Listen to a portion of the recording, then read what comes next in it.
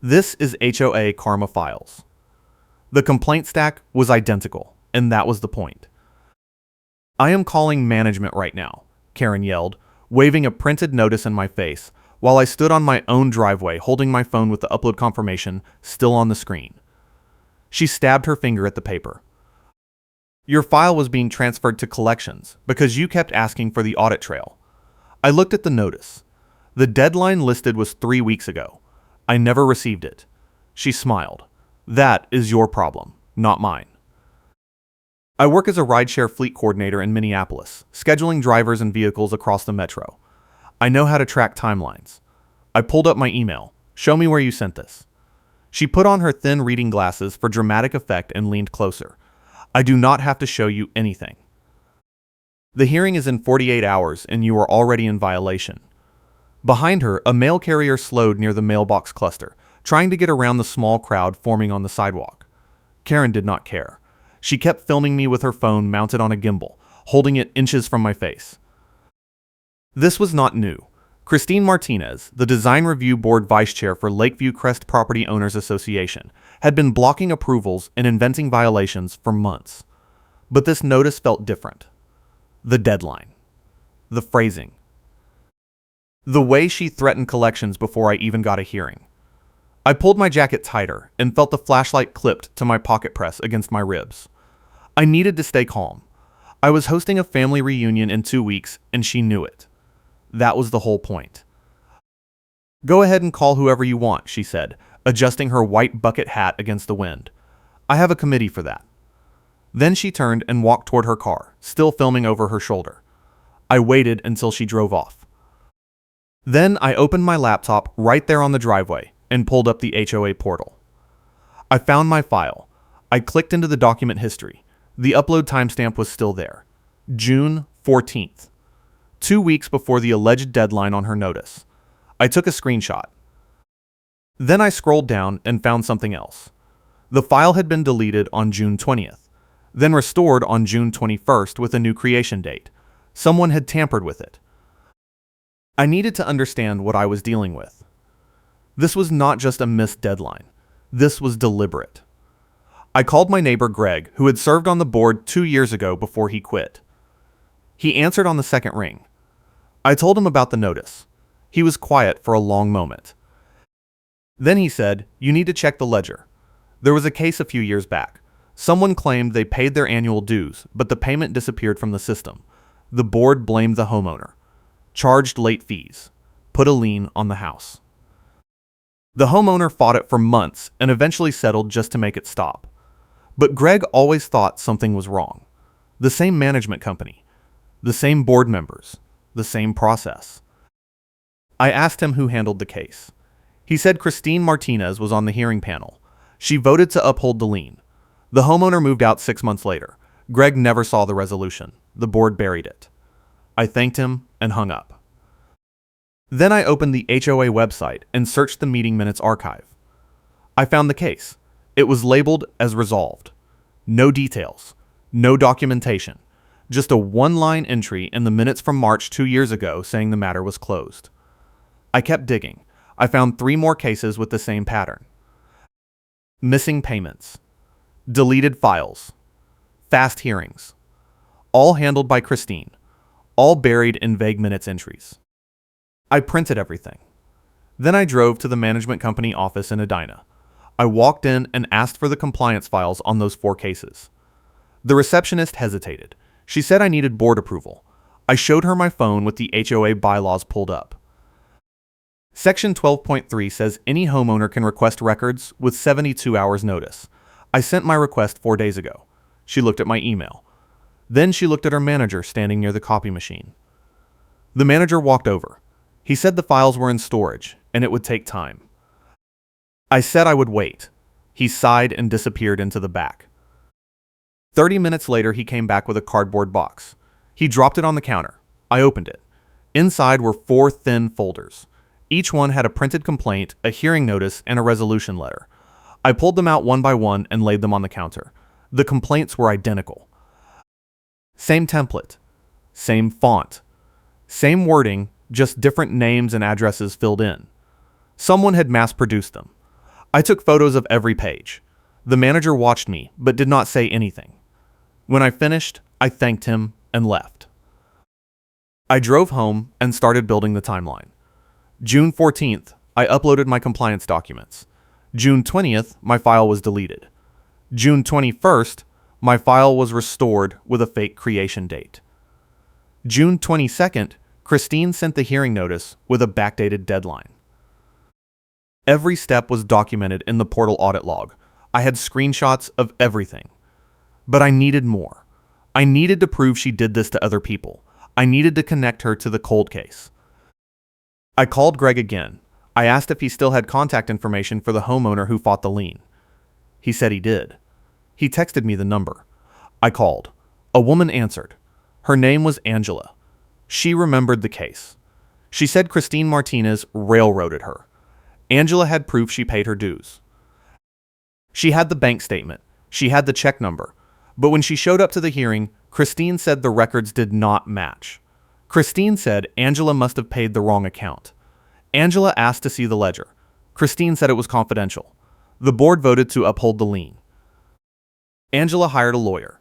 The lawyer got a settlement. But Angela never got to see the real ledger. She always wondered if Christine just pocketed the payment. I asked Angela if she still had her hearing packet. She said she did. She scanned it and emailed it to me. I opened the file. Inside was the same template complaint I had seen in the management office. Same font. Same wording. Just her name filled in. I now had 5 identical complaints spanning 2 years. All tied to Christine. All involving missing records. I had enough to go to the board. But I wanted one more thing. I wanted proof Christine had access to delete files. I filed a formal records request with the board. I asked for the portal administrator access log for the past 3 years. The bylaws required them to respond within 10 business days. I waited. 5 days later, I got an email from Christine. She said my request was denied. She said administrator logs were privileged. I replied with the bylaw citation. She did not respond. Instead, the next morning, a vendor truck pulled up to my driveway. The driver got out and knocked on my door. He said he was here for a reinspection. I asked who sent him. He showed me a work order. It was signed by Christine. The work order claimed I had unpermitted exterior modifications. I asked what modifications. He shrugged. He said he was just doing his job. I let him inspect. He walked around the house. He took photos. 20 minutes later, he came back and said everything looked fine. He said he did not see any violations. I asked him to put that in writing. He wrote a short note on his clipboard and handed me a copy. No violations found. I thanked him and he left. Then I called the vendor company. I asked why they sent someone without notifying me first. The dispatcher said Christine called them directly. She said it was an emergency compliance check. The dispatcher said that was unusual. Normally, the management company schedules inspections. I asked if Christine had done this before. The dispatcher paused. Then she said yes. 3 times in the past year. Always emergency calls. Always the same outcome. No violations. I added that to my file. Christine was using vendors to harass people. She was creating fake urgency to pressure compliance. And she was doing it outside the normal process, so there was no paper trail through the management company. I now had a pattern. Fake complaints. Deleted files. Vendor harassment. Missing payments. All controlled by Christine. All buried by the board. I needed to force this into the open. I sent an email to the entire board. I attached my timeline. I attached the complaint templates. I attached the vendor notes. I attached Angela's hearing packet. I said I was requesting an emergency special meeting to address document tampering and procedural violations. I copied the HOA attorney. I copied the management company. I hit send. Within an hour, my phone rang. It was the board president. He said my email was inappropriate. He said I was making serious accusations without evidence. I said I had evidence. He said the board would discuss it at the next regular meeting in 3 weeks. I said that was too late. My hearing was in 48 hours. He said that was my problem. Then he hung up. I waited for the right audience. because the reveal needed witnesses. I was not going to let this get buried in a closed-door board meeting. I needed people to see what Christine had done. So I printed everything. I made copies. I put them in a tabbed evidence binder. I made sure every page was clean, every timeline was clear, every document was labeled. No readable text on the tabs, just colored dividers. I practiced my presentation. I timed it. 6 minutes. That was all I needed. The hearing was set for Thursday at 7 p.m. in the community clubhouse. I showed up 15 minutes early. The room was empty except for Christine and 2 other board members. Christine smiled when she saw me. She was already setting up her phone on the gimbal. She positioned it on the table facing the chair where I would sit. I ignored her and took my seat. I put the binder on the table in front of me. Christine glanced at it. Her smile faded slightly. Other residents started arriving. Greg showed up. Angela showed up. A few neighbors I had emailed came in and sat in the back. By 7 p.m. there were about a dozen people in the room. The board president called the meeting to order. He read the hearing notice. He said I was being charged with failure to submit compliance documents by the deadline. He asked if I had anything to say. I opened the binder. I slid a tab timeline across the table toward the board and turned it so the audience could see it at the same time. I walked them through it. June 14th, I uploaded my documents. Here is the timestamp. June 20th, my file was deleted. Here is the portal audit log screenshot. June 21st, my file was restored with a new creation date. Here is the metadata showing the creation date does not match the original upload. June 22nd, Christine sent me a hearing notice claiming I missed a deadline that never existed. Here is the notice. I flipped to the next section. Then I showed them the complaint templates. 5 cases. Same template. Same wording. All handled by Christine. All involving missing records or deleted files. I flipped to the next section. Here is Angela's case from 2 years ago. Same pattern. Same result. The board buried it. Christine stood up. She said I was lying. She said the portal logs were confidential and I should not have access to them. I said the logs were part of my compliance file and I had every right to request them. She said I was misinterpreting the data. I said the timestamps do not lie. The board president looked at the timeline. He looked at Christine. He asked if she had access to delete files. She hesitated. Then she said only administrators have access.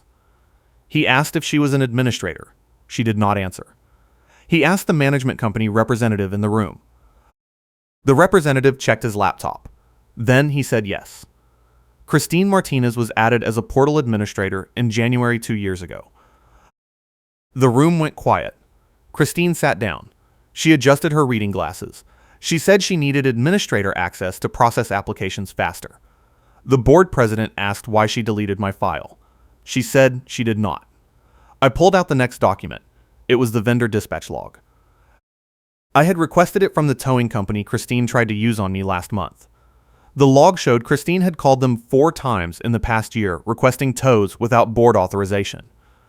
3 of those tows were canceled after the homeowner showed proof of compliance. 1 tow went through. That homeowner paid the fee and never fought it. I slid the log across the table. Christine tried to grab it. The board president blocked her hand. He read the log. Then he looked at her. He asked if she authorized those tows. She said she was enforcing the rules. He said the rules require board approval for towing.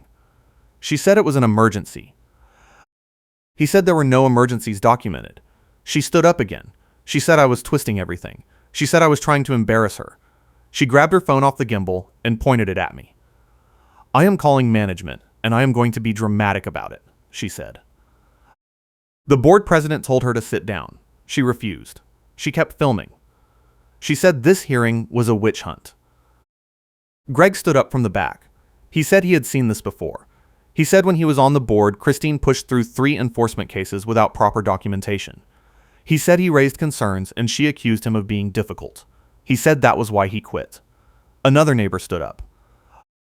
She said Christine had threatened to tow her car last year over a guest parking violation that did not exist. She said she only backed down because Christine showed up with a tow truck driver and she panicked. The driver was waiting at the entrance. The neighbor paid a fine just to make it stop. Now she realized it was a shakedown. The board president closed the binder. He said the hearing was over.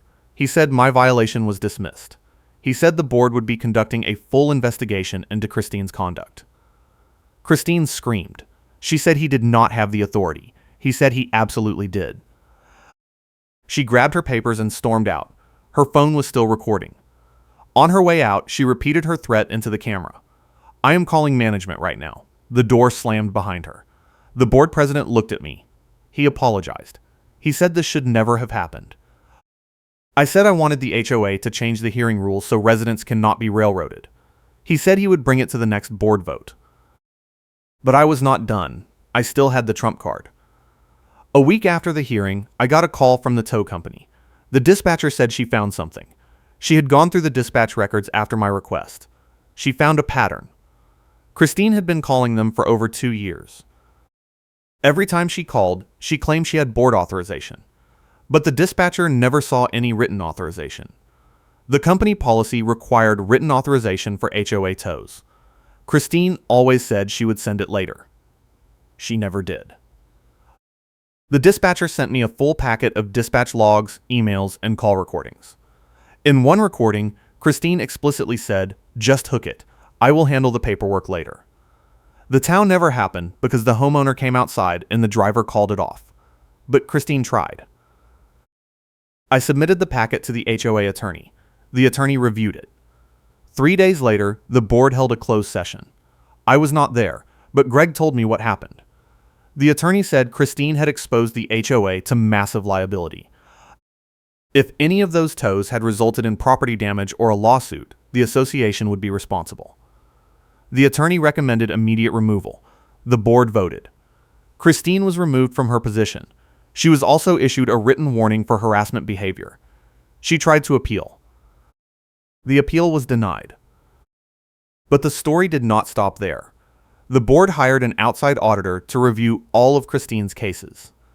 The auditor found 9 cases with irregularities, missing documentation, deleted files, backdated notices, template complaints. In 4 cases, homeowners had paid fees they should not have owed. The board refunded those fees. In 2 cases, liens had been filed improperly. The board released the liens and paid the homeowners' legal costs. In 3 cases, compliance deadlines had been falsified. Those violations were expunged. Angela got a formal apology. She also got a check for the settlement she should never have paid. The board fired the management company. They said the company had failed to catch the fraud and had enabled Christine by giving her administrator access without oversight. The association hired an interim management company and froze all enforcement actions until the audit was finished. The new manager implemented a rule requiring 2 board members to sign off on any enforcement action.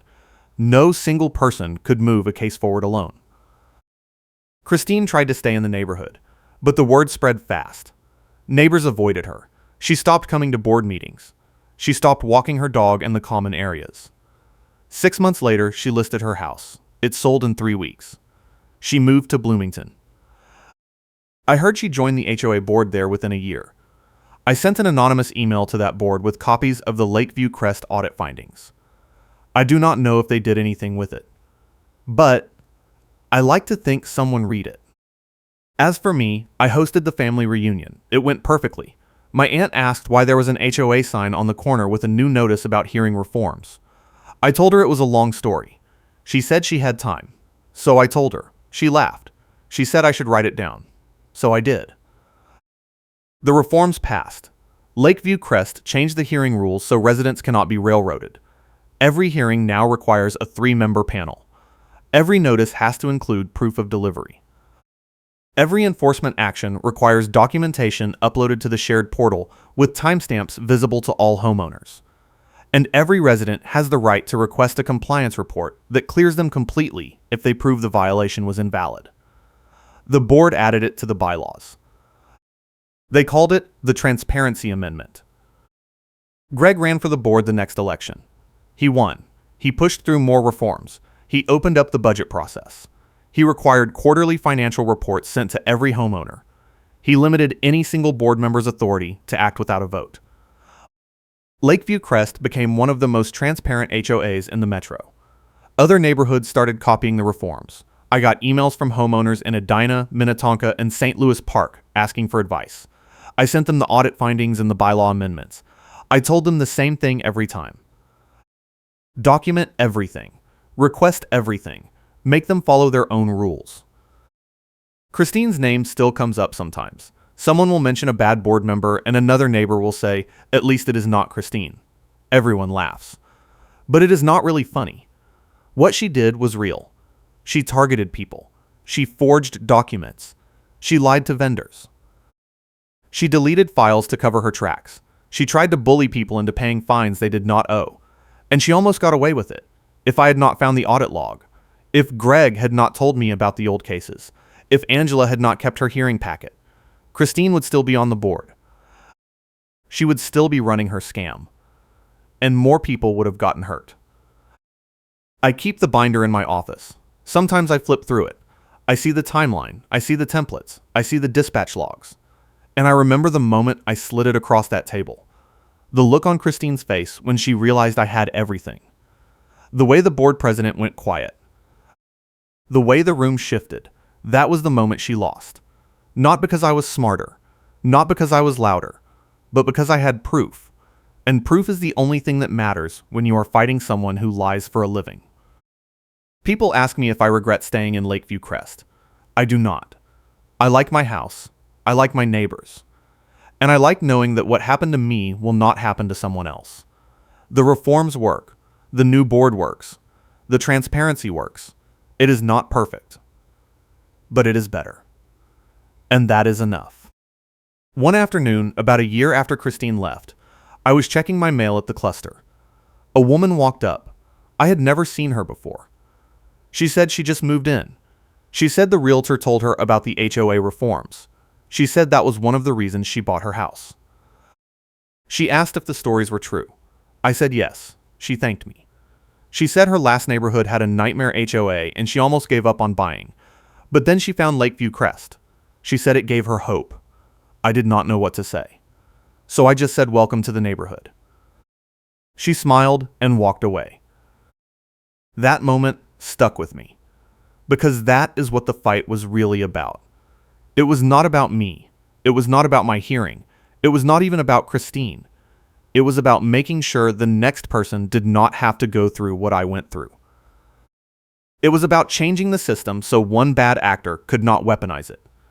It was about proving that documentation beats deception every single time. Christine tried to bury me under fake deadlines and forged complaints. She tried to intimidate me with vendor harassment and tow threats.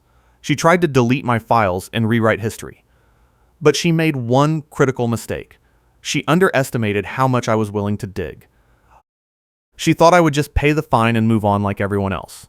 She thought I would be too tired or too scared or too busy to fight. She was wrong. I did not fight because I am special. I fought because I had time, and I had access, and I had people who helped me. Greg gave me the lead. Angela gave me her packet. The tow dispatcher gave me the logs. The management company gave me the files. Every piece came from someone who decided to help instead of look away. And that is the real lesson. You cannot fight an HOA alone. You need allies. You need documentation. And you need the willingness to make it public. If you are dealing with an HOA nightmare, hit subscribe. There are more stories like this, and the tactics I used might help you too. The interim manager stayed for 6 months. Then the board hired a permanent management company. The new company had a good reputation. They implemented digital record keeping with automatic backups. They required all enforcement actions to be logged in a shared system that homeowners could access. They hired an independent compliance officer who reported directly to the board, not to any single member. It was night and day compared to the old system. People started trusting the process again. Greg told me the board was getting more volunteers. People wanted to serve because they believed the association was finally working the way it should. That had not happened in years. Under Christine's watch, nobody wanted to join the board. Everyone was afraid of getting targeted. Now people saw it as a way to give back. The culture had shifted. But not everyone was happy. A few homeowners complained that the new rules were too strict. They said the reforms made it harder to enforce legitimate violations. One guy said his neighbor had not mowed his lawn in a month and the board was dragging its feet because they needed 3 signatures. I told him the reforms were not about stopping enforcement, they were about stopping abuse. If his neighbor was violating the rules, the process would handle it. It just would not happen overnight. He grumbled, but he accepted it. I started getting calls from reporters. A local news station wanted to do a story about HOA fraud. I declined. I did not want to be the face of this. I just wanted the problem fixed. But the reporter was persistent. She said HOA abuse was happening all over the metro and people needed to know they could fight back. I finally agreed to an off-camera interview. I gave her the timeline. I gave her the audit findings. I gave her Angela's contact information. She ran the story. It aired on the 10 p.m. news. The next day, my phone blew up. People I had not talked to in years were texting me. Neighbors were stopping me on the street. Everyone wanted to know more. The story went viral locally. Other neighborhoods started filing records requests. They started auditing their own boards. 2 HOAs in nearby suburbs found similar fraud schemes. One involved a treasurer who was skimming funds. Another involved a board president who was awarding contracts to his own company. Both cases resulted in criminal charges. The county attorney said my case had opened the floodgates. People were finally willing to challenge their HOAs because they saw it could work. Christine never faced criminal charges. The attorney said what she did was civil fraud, not criminal. The bar was higher for criminal prosecution. You had to prove intent to steal, not just intent to harass. Christine had not taken money directly. She had just manipulated the system to pressure people into paying fines. It was unethical. It was abusive. But it was not technically theft. So she walked away with a written warning and a damaged reputation. It felt like justice, but not enough justice. I thought about appealing to the county attorney. But Greg talked me down. He said the reforms were the real win. He said Christine was gone. He said the system was fixed. He said if I kept pushing, I would just be fighting for revenge, not for change. He was right. I let it go. But I kept the dispatch logs. And I kept the hearing packet. And I kept every email Christine ever sent me. Because I knew she would try this again somewhere else. And when she did, someone would need proof that she had done it before. So I made a file. I uploaded it to a private cloud account. I shared the link with Angela and Greg and a few other people Christine had targeted. I told them if anyone ever asked, they could share the link. It was not about revenge. It was about protecting the next person. A few months later, I got an email from someone in Bloomington. They said they were dealing with an aggressive board member who was threatening toes and pushing through violations without proper notice. They said the board member's name was Christine Martinez. They asked if I had any advice. I sent them the link. I told them to request the administrator access logs. I told them to look for template complaints. I told them to document everything. 3 weeks later, they emailed me back. They said Christine had resigned. They said the board had found irregularities and launched an audit. They thanked me. I told them to thank Angela.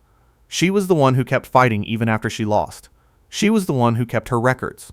Without her, I never would have had the proof I needed. The Transparency Amendment became a model for other HOAs. The Community Associations Institute published a case study about Lakeview Crest.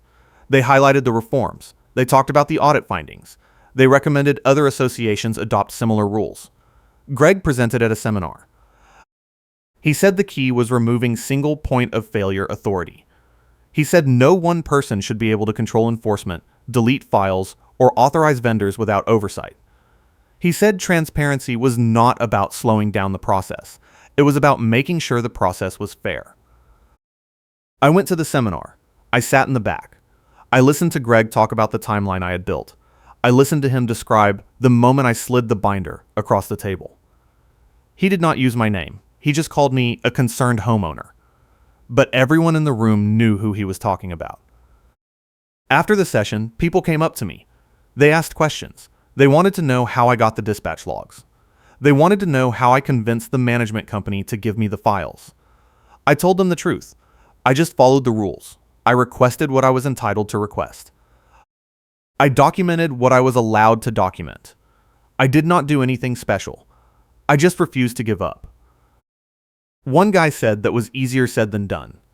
He said his HOA had threatened him with legal action when he requested records. I told him to cite the bylaws. I told him to send the request in writing with delivery confirmation. I told him to copy the board, the management company, and the HOA attorney. I told him to make it formal so they could not ignore it.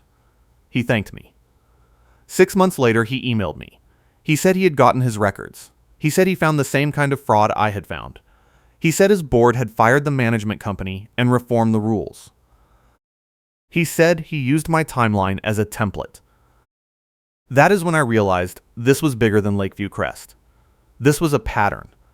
HOAs all over the country were being abused by board members who thought they were untouchable, and homeowners were giving up because they did not think they could win. But they could, if they had the right tools, if they had the right support, if they had someone willing to show them how. So I started a blog. I called it HOA Accountability. I posted my timeline. I posted the audit findings. I posted the reform bylaws. I posted a step-by-step guide for requesting records and filing complaints. Within a month, I had 1,000 readers. Within 6 months, I had 10,000. People started sending me their stories. Some of them were worse than mine. One woman in Arizona had her house foreclosed over a $20 late fee that she had paid on time. The HOA claimed they never received the payment. She fought it for 2 years and lost her house. Another guy in Florida had a lien placed on his property because the HOA said his fence was 6 inches too tall. He measured it. It was not. But the board refused to remeasure. He paid $5,000 to settle. A couple in Texas had their water shut off because the HOA claimed they owed dues. They did not. The HOA had applied their payment to the wrong account. It took them 3 months to get the water turned back on. Every story was different, but the pattern was the same. Abuse of power, lack of oversight, and homeowners who did not know how to fight back. I started coaching people. I walked them through the records request process. I helped them build timelines. I connected them with attorneys who specialized in HOA law.